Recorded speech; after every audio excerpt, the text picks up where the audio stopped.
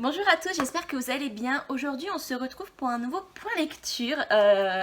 J'avais prévu de le faire dans plus longtemps, mais finalement, je me suis rendu compte que j'avais assez de livres à vous présenter. Donc, c'est parti pour un nouveau point lecture. On commence avec Cœur Guimauve de Cathy Cassidy. Donc, c'est le tome 2 de sa saga Les filles au chocolat. Donc, dans ce livre, on suit Sky Tanberry, qui est une des deux jumelles. Des demi-sœurs de Chérie. Donc Chérie, c'est la fille qu'on suit, la jeune fille qu'on suit dans le premier tome, qui emménage chez les fameuses filles au chocolat. Enfin, on les appelle pas encore comme ça, mais après ça deviendra les sœurs au chocolat, je crois, ou un truc comme ça. Bref, on suit Sky Tanberry, donc qui est une des deux jumelles. Sa sœur s'appelle Summer. Il y a d'autres sœurs aussi, mais bon, on se concentre sur celle-ci. Et qui voilà, et dans un tout autre univers que sa sœur jumelle, qui elle est populaire et tout, elle est plus dans un style vintage, elle adore les robes anciennes, les chapeaux anciens, enfin c'est vraiment cet univers et elle se sent, enfin pas elle se sent, c'est surtout sa sœur jumelle qui ne la comprend pas trop sur ce point-là et elle se sent un peu éclipsée par cette dernière parce que tout le monde se soucie un peu des choix de Summer, mais dans le sens où ils vont croire que les choix de Summer sont aussi ceux de Sky. Parce que quand elles étaient petites, bien sûr, elles étaient pareilles, mais en grandissant, elles ont pris des chemins différents, des goûts différents et des univers différents. Sauf que son entourage, même sa famille, ont du mal un peu à les dissocier toutes les deux, et Sky en souffre pas mal. Enfin, au début, elle fait juste que la noter, et au fur et à mesure de l'histoire, elle va commencer à en souffrir. Et du coup, voilà, on va la suivre vraiment dans cette période de sa vie. Il va lui arriver aussi des choses étranges, des rêves étranges d'un garçon du passé. Voilà, elle va vivre un peu, elle va avoir l'impression de vivre la vie d'une autre à travers ses rêves. Et ça va beaucoup la chambouler parce qu'elle va pas comprendre en fait ce qui lui arrive, pourquoi elle fait toujours ses rêves. C'est pas normal pour elle de faire toujours les mêmes rêves, même d'aller plus loin limite dans l'histoire de ses rêves en fait. Elle a l'impression de vivre un film. Bref, voilà pour ça. Donc c'est vraiment une histoire que j'ai adorée dans le sens où elle était totalement différente de la première. On arrive à bien dissocier, enfin l'autrice a bien dissocié chaque personnage. Ils ont chacun leur univers, leur personnalité, leurs problématiques. Et c'est ce qui fait que ça n'en fait pas une histoire redondante. Et c'est ce que j'ai apprécié. Voilà, c'est un livre jeunesse qui est plein de moralité. Enfin surtout une saga jeunesse parce que je pense que les autres tomes vont suivre un peu cette direction. Plein de moralité, plein de problématiques. Et je pense que faire lire ça à une jeune fille, ça peut la faire que grandir, que la faire mûrir et lui montrer certains points de vue, peut-être même lui faire changer de point de vue sur certaines situations, sur leur propre situation ou la situation peut-être de leurs amis, de leurs proches à l'école, je ne sais pas. Alors pour ce livre, j'ai quand même eu un petit peu de mal à rentrer dans l'histoire au début, je savais pas trop où ça allait me mener. Et c'est pas un avis enfin, c'est un avis personnel, mais ce n'est pas que mon avis parce que la sœur de mon chéri rentre en sixième cette année et je lui ai fait lire donc du coup Cœur cerise en premier et je lui ai fait lire aussi, désolée il y a quelqu'un qui passe sur mon terrain depuis tout à l'heure, c'est ma vie ça, à chaque fois que je tourne il y a toujours quelqu'un qui n'a rien à faire chez moi et qui passe chez moi, ça m'agace. Bref, et du coup, donc je lui ai prêté Cœur Guimauve et je lui ai demandé du coup si ça lui avait plu et elle m'a dit j'ai du mal à aller dans l'histoire parce que je sais pas où ça va me mener en fait. Elle savait pas trop où l'autrice voulait en venir et quand elle l'a fini, elle m'a dit qu'elle avait adoré, qu'elle voulait la suite. Voilà, donc je pense que pas faut s'accrocher parce que dire à une jeune adolescente, même pas sixième, c'est quoi, pré-adolescente, de s'accrocher dans un livre parce que ça va plus la saouler qu'autre chose. Mais si c'est quelqu'un qui aime la lecture et qui voilà, s'accroche d'elle-même à l'histoire, je suis sûre qu'elle va adorer. Voilà, j'adore en fait ce genre de livre jeunesse, plein de moralité, et, voilà, plein de bons conseils à travers ces textes. Voilà pour ça. Ensuite, je vous l'avais dit que je vous le présenterai dans deux vidéos, donc là je vous le présente. Il s'agit de La Faucheuse de Neil Shusterman, le tome 1, un coup de cœur. Un coup de cœur, voilà, on est dans un univers, dans un monde futuriste, voilà, on est dans le futur où les hommes ont découvert le secret de l'immortalité. voilà, ils ont trouvé le secret de l'immortalité. Sauf qu'il y a un problème avec ça, c'est que si tout le monde est immortel et qu'il continue à y avoir des naissances, et on a le problème de la surpopulation.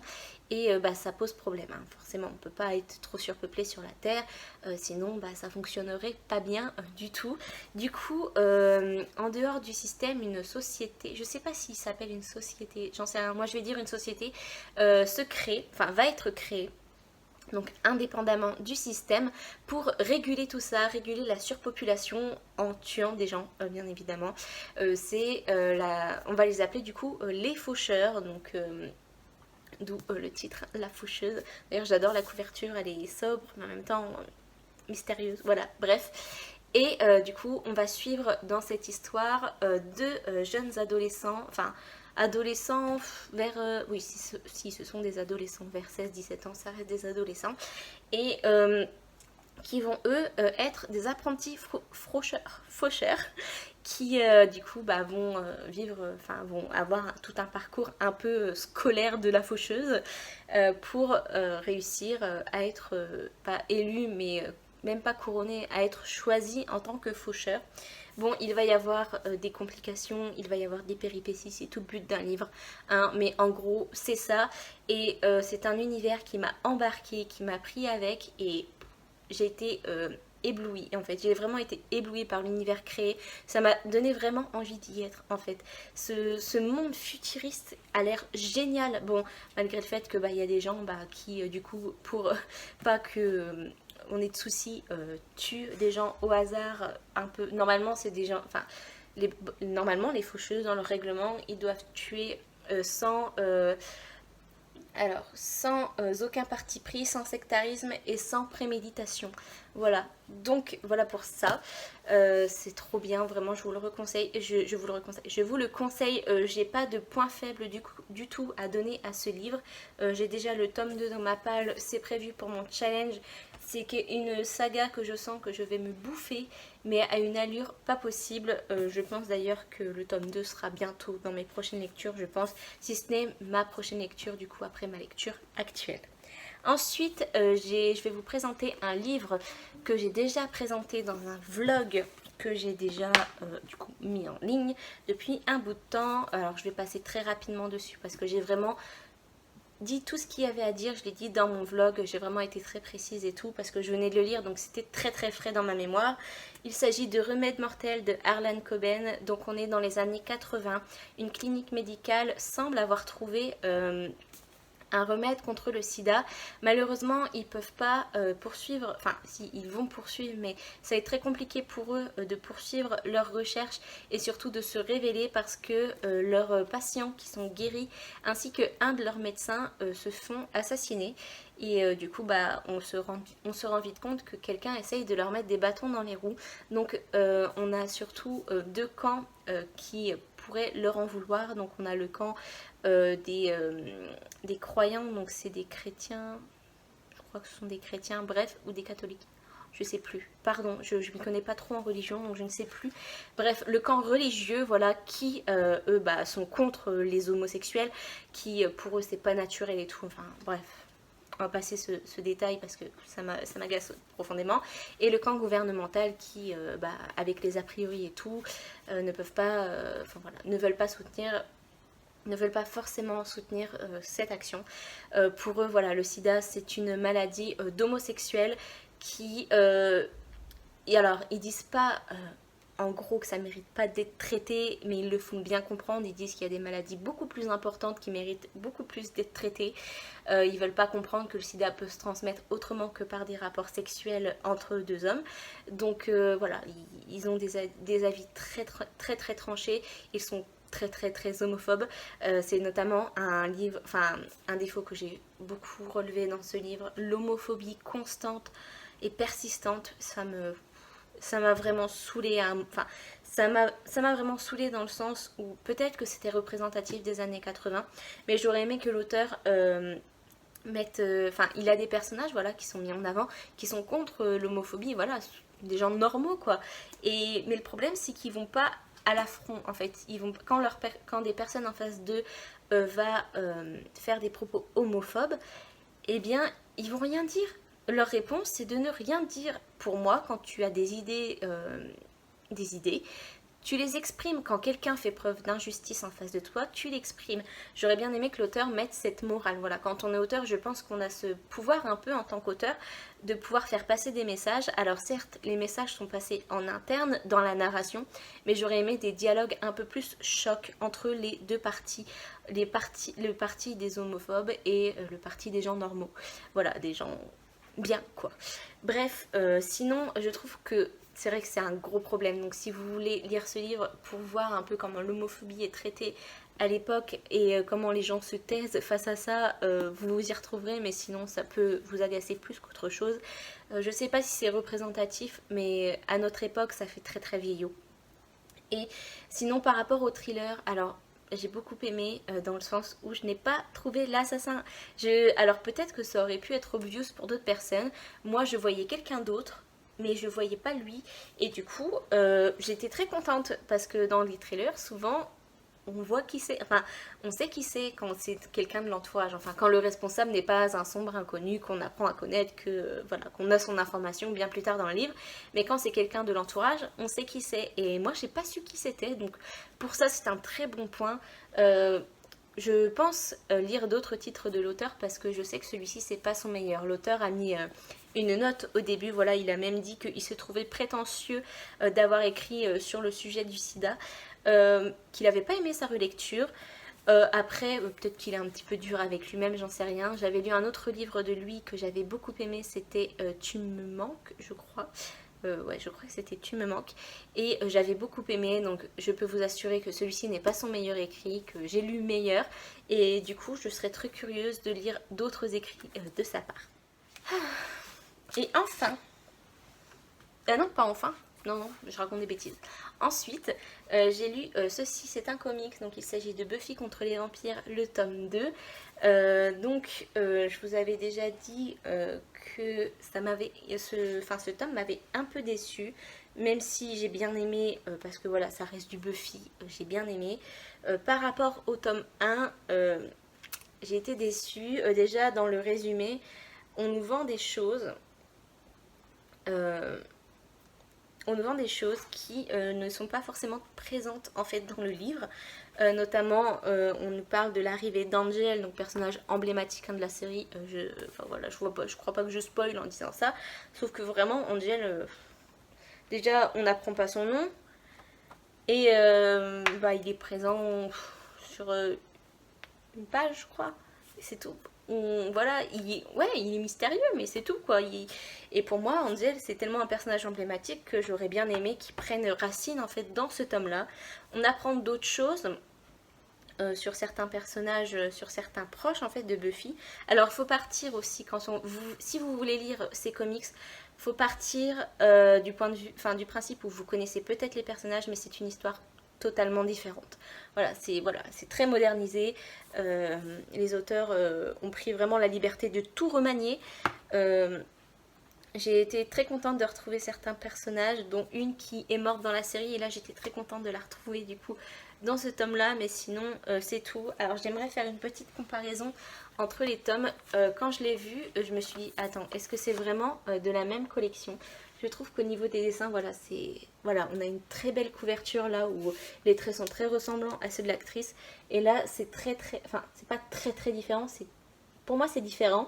Mais déjà cette couverture, malgré que ce soit violet et tout, qui est Angel dessus et tout, je suis beaucoup moins conquise que par celle-là. Et je voudrais faire un point aussi sur les dessins, parce que là aussi, on a une planche lambda un peu où on retrouve pas forcément les traits des acteurs comme à certaines planches, mais voilà, on a les dessins qui sont pour moi super beaux, j'ai adoré les dessins. Et là, une autre planche où, voilà, celle-là. Vous voyez la différence entre les deux ? Je suis beaucoup moins fan. J'espère que les anciens dessins vont revenir dans les prochains tomes. Je sais pas quand va sortir le tome 3. Je crois qu'il y a eu peut-être 6 mois entre les deux tomes, donc pas pour tout de suite. Malheureusement, je suis très contente quand même de l'avoir, d'avoir une histoire alternative à Buffy. Enfin voilà, ça, pour moi ça fait pas une histoire différente, ça fait encore plus d'histoire en fait dans l'univers Buffy. Donc pour ça je suis très très très contente quand même de l'avoir lu et ça reste, c'est pas nul quoi, c'est vraiment un petit peu décevant par rapport à ce qu'on nous vendait en fait. Donc voilà pour ce comics, pardon je fais du bruit. Et enfin, donc j'ai lu un e-book, il s'agit de Minuit sur Times Square, donc c'est de Sarah Morgan et c'est le tome 0.5, donc pour moi un préquel de la saga Coup de foudre à Manhattan. Donc dans ce petit tome, l'histoire va très très vite parce qu'il est petit. On suit Mathilda qui est une serveuse et qui à ses heures perdues écrit des livres. Voilà, elle rêve d'être publiée, notamment sur son dernier roman où le personnage principal s'appelle Lara. Donc un soir où elle va travailler du coup en tant que serveuse, comme c'est une personne très maladroite, elle va être victime de sa maladresse, enfin voilà, se faire remarquer hein, et se faire virer surtout.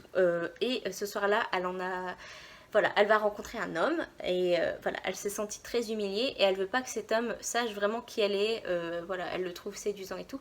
Et elle va se mettre dans la peau de Lara, son héroïne badass. Et voilà, elle va se présenter comme telle, elle va vouloir être pleine d'assurance, avoir confiance en elle, voilà, ça veut dire exactement la même chose, hein. Et surtout oublier un peu sa maladresse, même si la maladresse la rattrape, hein, malheureusement, hein. C'est même assez drôle des fois. Et voilà, je vais pas en dire beaucoup plus parce que bah, sinon, comme le livre est court, ça dirait presque toute l'histoire. Je peux juste dire que l'histoire va très vite. Surtout à la fin, ça s'accélère beaucoup. Alors au début, je me suis dit bon, c'est normal, c'est un préquel, c'est un petit livre, faut que ça s'accélère. C'est pas, ça va pas être le livre principal de cette saga. Donc voilà, moi je l'ai pris comme ça m'a pas dérangé. Et après, ça a pris une accélération. Je me suis dit oula, il y a deux possibilités. Soit je le retiens comme un point négatif en fait et ça me ruine un petit peu ma lecture. Soit je rigole parce que je me dis bah c'est totalement cliché en fait, c'est cliché un peu comme dans certains films ou quoi que ce soit, enfin ou qu'autre ou que d'autres. Quoi ou autre, pardon. Et du coup, j'ai préféré en rire, me dire voilà, c'est totalement cliché, ça va trop vite, mais c'est pas grave, on va rentrer après dans la saga et peut-être que ce sera peut-être un peu moins rapide. J'en sais rien, en tout cas j'ai plutôt bien aimé, j'ai passé un bon moment, voilà. Je pense pas que ça va pas être la romance de l'année, en même temps je pense pas que ce soit écrit pour, c'est vraiment préquel. Et j'ai bien aimé, ça me donne vraiment envie de lire la saga de l'autrice qui est du coup Coup de foudre à Manhattan. Faut déjà que je me procure le tome 1 et le tome 2 parce que j'ai déjà le tome 3 hein, si vous voulez savoir, je l'ai déjà acheté. J'en parle dans mon beau call. Bref, sur ce, j'ai terminé mon point lecture, donc j'espère qu'il vous aura plu. N'hésitez pas à mettre un petit j'aime à la vidéo si c'est le cas et à vous abonner à ma chaîne. Et si vous avez lu certains livres et que votre avis diverge ou que vous avez le même avis que moi, n'hésitez pas à me le noter en commentaire, pardon. On pourrait peut-être du coup échanger dessus, enfin comme vous voulez. Et sur ce, je vous fais des gros bisous et je vous dis à bientôt dans ma prochaine vidéo. Ciao!